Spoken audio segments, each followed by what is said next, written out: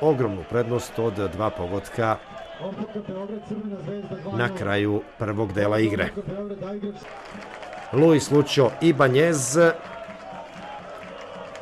i ispostavit će se postavljen je konačan rezultat u 92. minutu. OFK Beograd, Crvena zvezda 2:6. Zvezda 2:6. Zvezda 2:6.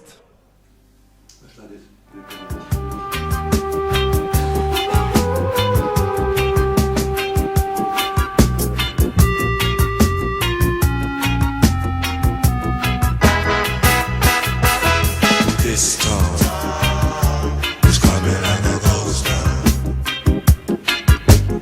All the clubs are being closed down. This place